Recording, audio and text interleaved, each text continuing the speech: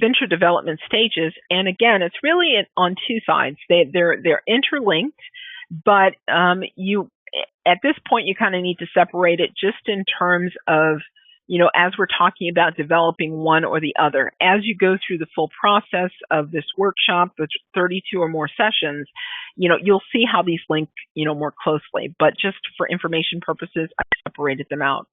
So your business model, basically you start with research, which is just exploring and discovery. You may decide that you want to do something. You might see an opportunity or an idea just pops in your head. Totally fine. But research and even the idea phase still focuses on being able to prove it out to some level.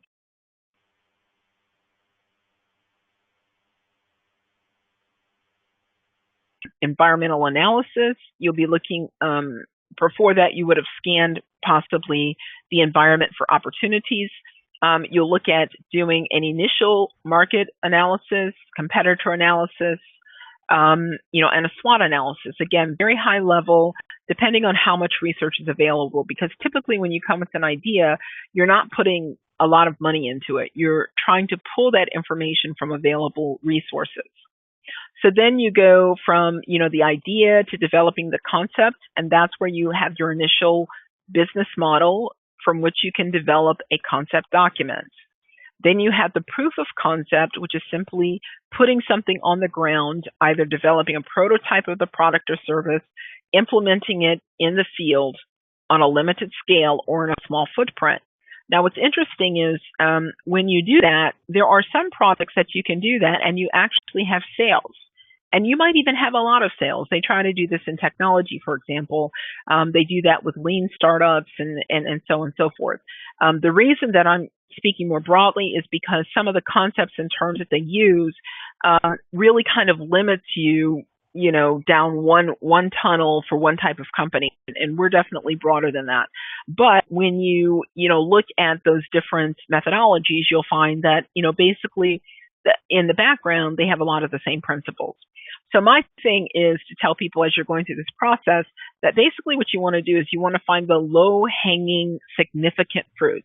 You want to find something that is strategic enough, but hopefully you can implement with the resources that you have or with the resources you can access through your ecosystem. And so then you can get to proof of concept, hopefully with limited funds, a few key partnerships, and, a small team. And then you go on to refinement of the concept, the lessons learned, and doing a better product, probably a beta version. And then finalization is basically pre-launch, getting everything together and then commercializing it.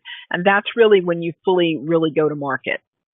And so that is a process that you can recreate, again, as a business model around a project, a process, a product, a service. And this is, it can be ongoing in your organization. In fact, many organizations, it is. It may not be a formal process, but basically, if you're bringing new products into the market, you are doing some type of business model, okay? It depends on the scope will be different. Now, the organizational development is different. These are key stages that are tied to your capacity to execute your current business model.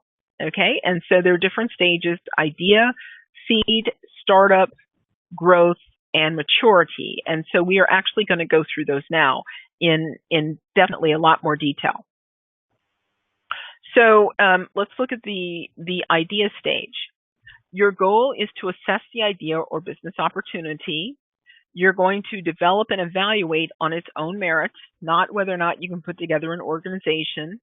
And you're also going to have some type of scoping or definition document. Basically, again, it's probably a 1 or 2 pager. It's not a full concept document, but does give some background about what the idea is so that you can discuss it with people. You're going to develop in the later parts of that, you're going to develop your business model, your concept document, and an executive summary. Now, within this stage, these are all actually iterative cycles. So, for example, you will do iteratively working around the idea and the definition or the scoping. You'll do the same thing with the business model. You do the same thing with the concept document, and you'll do the same thing with the executive summary. Okay. And so there's a lot of iteration in this. And basically, you have to take the lead on that. If you want to keep the cost tight, you want to, be able to do this yourself. And so when you're in the idea stage, who pays for that? I've added this because a lot of people, this is the reason why they're taking this to get to the funds. Okay. The funders at this stage are founders, family, and friends. Okay. That's pretty much it. So that's why oftentimes when it talks about a lean startup, that methodology, it's really for this very same reason. You don't want to put more into something that may not turn out. Okay. Once though, however, you're able to get to a concept document, typically what I find is even if the concept didn't work as I originally intended, I can reinvent it in other phases in combination with other things.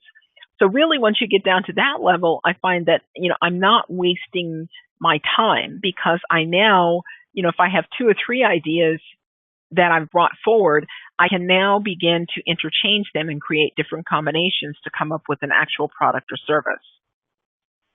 So also in the idea phase, you need to show the potential you need to show potential scalability in the product or service for a large enough target audience.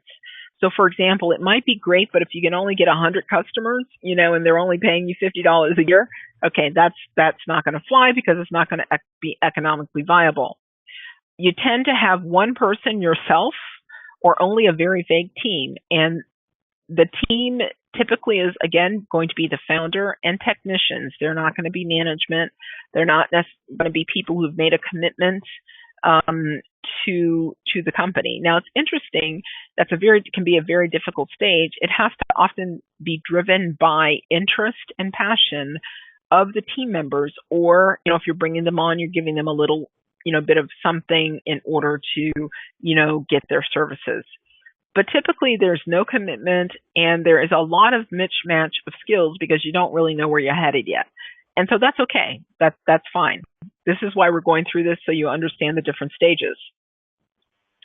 So then in the seed stage, that's where you take your concept document, your business model, that executive summary, and now you start fleshing out to a detailed business plan. But to get to that, you need to then work on developing and proving the concept, producing a working prototype if you can.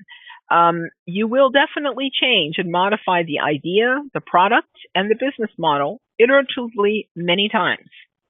You will also then add market assessment, discovering what your real customer base potentially could be, and you're going to start assembling a skilled team and structure the company. Now, you may not necessarily incorporate quite yet, but you definitely would start looking at, okay, what are the resources that we need in order to execute this business model?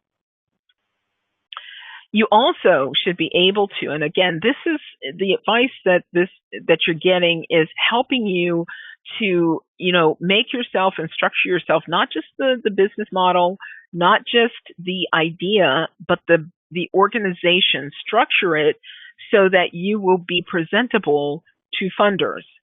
So at this point, you should be able to start giving clear direction over a 3-year period in increments of 3, 6, 12, 18, 24, and 36 months. Now, again, this is probably not at the beginning of the cycle. It matures as you go through those iterations. You may have also brought on a core team with stock options and or cash compensation. One of the goals or focuses is to determine whether it's feasible to start a business operation to support the business model. And in this stage, your funders will be, again, founder, family, friends, but you may be able to pull in angel investors and even beyond, depending on what type of business it is. Now, when you get to the startup phase is where you're going to you have your detailed business plan. You've probably gotten some funding in order to execute the startup phase. So you're going to focus on completing your product service development. Your goal is to build that product or service that will service a larger customer base. You want to complete a beta test and get product ready for the market. And you also want to consider about establishing your manufacturing or I'm sorry, excuse me, doing a manufacturing feasibility. Because again, you're looking, even though you're in one phase, you're looking at what your next phase is going to be. And so when you get funding, it's helping you to execute the phase that you're in. So at the end of that phase, then you want to have a feasibility. So if you start looking at major production or expansion after you finish your startup phase, that you have all of that planned and accounted for. You're going to start building a management team, but you still have little or no revenue. The thing that I always advise, and it's not possible with everything, if you have a complex product that requires a lot of R&D, and a long development cycle, I mean, trying to get cash off that is virtually impossible unless it's developed well enough. But in a lot of companies, you can attempt to develop revenues as soon as possible. And that's by putting a concrete, smaller version that you can do with the resources that you have or extending out into your ecosystem to help prove the concept. So you can actually look at how you can, you are definitely going to do a working prototype, but can the working prototype be something that you can sell or generate revenue from? This workshop is a good example. We are going to launch our Afribiz accelerators in June, and we need to develop that product anyways. We need to get all the pieces together, whatever. The content is already there, but we need to have a finished product in order to provide the service. So we are actually now looking at, we're in between the process of having a working prototype and refining the product, getting it ready for market. So basically though, we know that the content's there, we know the structure's there, and so it is providing value, and so therefore we can charge to receive revenue from that. So this is just one example. Okay, also with startups, you typically at this point complete a shareholders agreement between the founders. Okay, and a lot of the things that we're talking about are things that you have to put in place, again, for funders to fund you. Okay, it's not just about your idea. They're going to be looking for certain things, certain commitments, certain structures, policies, all sorts of stuff. And so basically what we're trying to do is just give you an understanding of what those requirements will be. This is not a full checklist, but it will definitely help you think and assess where you currently are. You also want to lock in committed time for a minimum of 2 years, particularly for the founders, at least with vesting. So basically, they, in a sense, their investment, their time, and their talent is vested in the company, and they can pull out and they can sell their shares, for example. So, and again, funders will look for the commitment of the founders for that period of time, particularly during the startup. And startup phase is 1 to 3 years. A lot of people say 1 to 2 because the idea is that you want to, accelerate as much as you can so that you can get your product to market and sell. But you need to balance that to ensure that you're doing a quality product that really does, fit your market. It's not just about the sales. You also, during this period, should show some user growth and revenue growth, as well as attracting additional resources. Can you, pull in key partners? Can you pull in additional funding? And you want to look for a clear market validation. You want to ensure that you're seeing a product and market fit. Okay, some legal stuff or more of the routine things. Make sure company and constitutional documents are in place. Your company incorporation, your bylaws, your employee manual. That's not a constitutional document, but again, those things affect how you're able to operate as a business operation. You may, for example, enter an agreement with an accelerator, okay, in order to help you go through this process. You may participate in seed stage investments and debt structures. You definitely need to have employee contracts and contracts for services in place. So if you have consultants who are working with you, they need to be under contract. In particular, you want to make sure that you have identified the things that they are creating for you because they're getting paid or getting compensated in some way. And even volunteers, if you have volunteers who are doing it for passion, you have to ensure that you have the right, the ownership of that IP. And so you need to have that identified and also tying up confidentiality as it relates to all of your IP. And, okay, who are going to fund this phase? Typically, it's going to be angel investors or venture capital. Now, again, as we're going through this process, the model that we are using predominantly is different. And so we will talk about that as an alternative form. We think it's better. But it doesn't preclude whether you go down that path or not. The development stages are still very relevant. And also, you will probably also find some innovative ways of bringing funding and resources once you understand what you need as you go through these different phases. So now in the growth stage, we have, it really consists of 2 to 3 stages of expansion. So in early expansion, you have, it consists of achieving market penetration and sales goals and reaching break-even profitability. You want to increase your production capacity and reduce your unit cost. You want to build sales force and distribution systems. So again, for many of you, this is beyond, where you are, and that's totally fine. But again, this is showing you a blueprint of, what you do and how you bring things on in order to execute the long-term vision of the company and making it sustainable.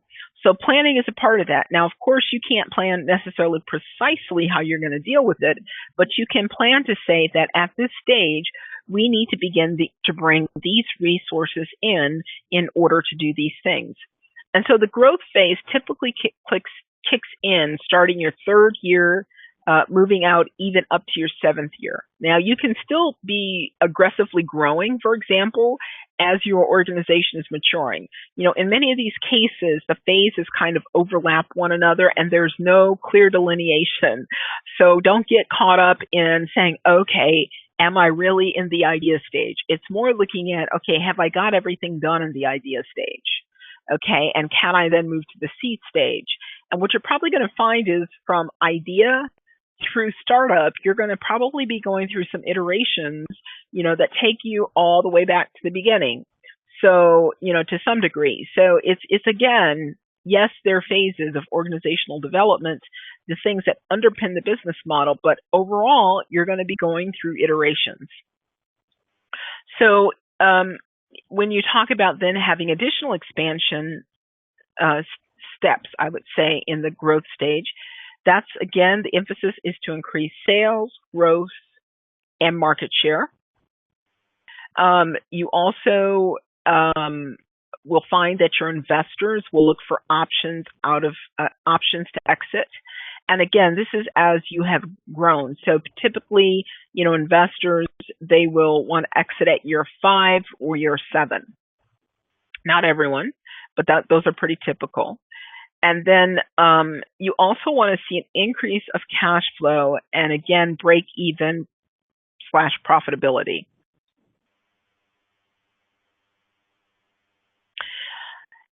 You also want to begin looking at diversifying your products and, again, look for beginning a major expansion. So, for example, if you were in a city and then you have many outlets, you're going to look at, how you can go into your state, into many states, maybe across the country, new regions, in order to, basically scale. Growth is really talking about scaling. And also, cash flow in the early part of the growth stage is typically going to still be negative. But at the end of, or as you get through those different sub stages, you should be showing yourself in the black and showing profit. And you also need to show clear, growing, and measurable user market traction in big or rapidly growing target markets. Okay, so when we're looking at this again, just remember that this goes back to the tree, right? It goes back to the seed. It goes back to it growing into a tree that produces fruit, that produces value, and then there's new seed that can be planted, and the reproduction keeps going until it multiplies, and it then begins to multiply so much that you then have profit. So this is a normal growth cycle, and the idea is that you want to be able to continue to be able to do that. It might be through bringing on new products or services. It might be through partnership and having access to new channels. It might be going to new regions. It might be looking at new markets. You might have, I was just looking at this, not for myself, but it was because it was a commercial. And I looked at Botox, which is the woman's thing where they get a shot and it makes them look younger or removes wrinkles. I don't have any wrinkles and I'm 50 years old, so I'm not looking at that yet, but it was on TV. But it also does something, I can't remember, there's another medical condition that it actually helps. And when I looked at that, I said, wow, okay, that's actually a good thing. It's not just a cosmetic thing. I think it has something to do with the respiratory system. But so they found multiple uses, multiple channels for Botox. And so that's what you want to be able to do when we talk about, diversifying products and, getting into new markets. So also in growth, you definitely want the ability to scale fast or attract significant capital. So again, just like with startup where you're supposed to be able to attract more resources, when you scale, you want to scale fast. You definitely, in order to do that, you're going to have a lot more capital. And again, I would say it's not just about capital in terms of finances, but in terms of different resources and assets. Again, you should come at the end of this cycle, you should come into the ability to attract resources easily. It's almost like, climbing that mountain, and once you hit the top and then you start going down the other side, a lot of things are easier. So as you mature in that growth process, you should find things a lot easier. But you still want to continue to have the culture of a startup as long as possible. And as I've said, that should be something that you have, because it's really the only organizational model. And again, it's a very loose framework. It's not a tight methodology, but the point is, it's the approach and the culture is really the only thing that responds to rapid, turbulent change and chaos. Okay. And that's what our world is really like. And so you need to be able to maintain that so you can make those adjustments. You can be agile, you can adapt, you can be flexible. Now, in terms of, other characteristics of this phase, you have major commercial agreements with customers and clients, because now you are solidly in your market and you want to increase your market share. So you should start being able to, depending on the product, obviously, and the service, you should be able to start getting access to major players in the market and having major commercial agreements. Now, in doing this, you then also, typically what accompanies this, this is just a typical thing, it's not necessary, but you start getting more space, okay, because you have more employees. You might have been working with 10 through your startup, but then you start going to, 50 and 100. And so let me tell you this about being a startup, and this is what happened with the U.S. IPO or the technology bubble back in 2001. I was actually doing a lot of consulting work with a lot of startups. And I'll give you one example. And this is why our markets and whatever, I don't necessarily trust everything. I really have to look at the company and understand and do a lot of due diligence to understand where they're at, because the only reason that they were doing what they were doing in the company, they weren't actually developing a better market and a better product to get a larger market. They were just trying to get the IPO so they could become rich and get cash. And so they shortchanged the process. So, and I'm going to tell you this story because it's very important. There is no quick, there's no get rich quick scheme in startups. In fact, it's quite the opposite. You may be able to accelerate it. You may be able to do a lot of things to, get yourself moving fast, but there is a lot of sacrifice and time and effort that goes into it. Okay. This is not an easy journey. but it's one that I think everyone has the ability to take. Everyone's a creator, but you have to go through the process in order to have good fruit. I think of, before I get into that story, I think of the fruit that I used to have when I was little. I remember watermelon and everything tasting so good. I mean, just full of flavor. And now when we go to a lot of the grocery stores, unless you're going to like a Whole Foods or some of the others where there's organic and whatever, the taste is okay, it's fruit. Okay, but it doesn't really satisfy because it doesn't have full flavor. And someone was telling me, I don't know, maybe a couple months back, and it makes sense. When they develop and modify some of these seeds and for crops, they're actually not concerned about the taste. They just want to make it look good.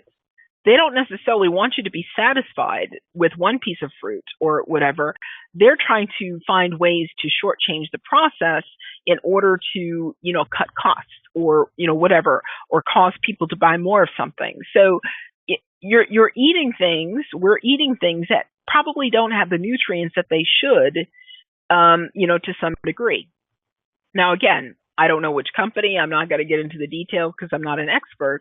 But just, when I listen to things like this, it's that same spirit of trying to shortchange and shortcut the process, and really no great concern about providing value to people.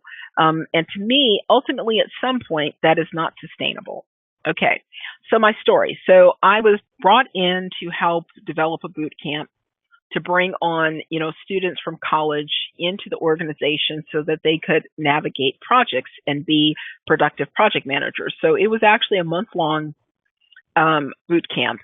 And so, I went in and I developed the material and talked about, how you develop a project and so on and so forth.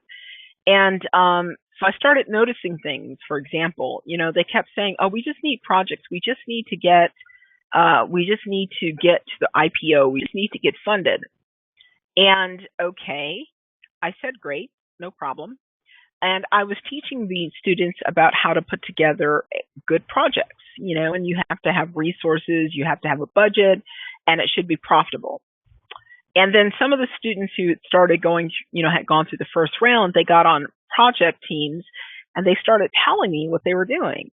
And basically, they were doing things that you would not do in building a business. They were shortchanging everything they could shortchange. They went from, I think, 10, 12 people to 50 people to over 500 people in less than a year. The only thing they were concerned about is looking at the things that showed that this was IPO ready. They had no undergirding underneath it. And so, of course, it imploded. And in fact, I was with some of the students, and I said, listen, many things that you see that they're doing on these projects, do not do that. This is not how you build a project and build something that lasts, provides value. And only after I said that, I think it was only 2 or 3 months, okay, the vending machine person came in and pulled out the drink machines, okay? And they don't do that unless they haven't gotten paid in a while. Then, just about a week later, the lease, they were getting an eviction notice. This was total chaos. And so then it turned out that it was so bad that in this short span of time, they had people in Europe who could not get home. They didn't have money. Their corporate cards were cut, sliced. They were stranded, okay? And again, it was because they were shortchanging the process. They weren't concerned about providing value. They were just concerned about making money. And if money is your driver for being in business and doing a startup, then basically you need to get a job or invest in something that someone else is willing to take the time and effort to build.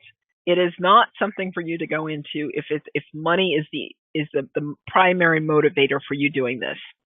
And so, this is just an example of, how a company was trying to shortchange these steps that we're talking about. Now, the interesting thing is that they had done successful things in other places. A gentleman who started it, he was a multimillionaire, and he invested his money, but he got greedy. And so when he was developing this company, he was using his relationships. I remember they even had projects, and it was for a friend of theirs all of the money that was in, it was no fresh money. It was being recirculated. Okay. So the financials that they had were totally way off, you know? And fortunately for me, I knew what was going on. And so I had things and mechanisms in place so that I got my money and I didn't have any trouble because I sat at their door and I also had some other support in order to get it. So I got all of my money.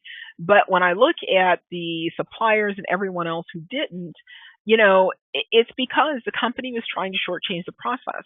It wasn't because the business model wouldn't have worked. They were just greedy. So understand you're going to have to go through a process. And what we're trying to do is help you go through those steps. It takes work. It takes time. There are many iterations. You have to remain persistent, dedicated, you know, passionate. You have to be entrepreneurial. You have to keep driving. And this is something that you live. This is not something that's a profession, a hat that you put on from 9 to 5. It's 24/7. And when you're talking about building an organization, you're probably talking about 7 years of your life. Okay? 7 years of commitment where you have heavy commitment and you're working, you know, you have harmony and you have balance. You can still have that, but you're committed. I mean, there are very few other commitments that you can make to this level. Yes, you can have a family. Yes, you can do things, but you probably can't do 20 things, you know, that are major commitments when you're doing this. So here's your time while you're going through this to determine, are you ready to do all of this? And if you are, that's why we're here, because we want to take you from the time of the idea all the way through really your first 3 years of existence, through your through your startup phase and into the early part of your early growth stage. So while this may be the beginning of what we do, we understand that in order for a company to have those strong roots so that it's sustainable, it can grow, and it will live, you know, for decades or whatever, you need to have a firm foundation. You need to have those roots. So having said all of that, this is where you start now getting into the bigger players in terms of funding. They call the funding series A, B, C, and D, which are focused on different things. But now you start often being able to bring in venture capitalists, you know, other types of institutional investors into the mix.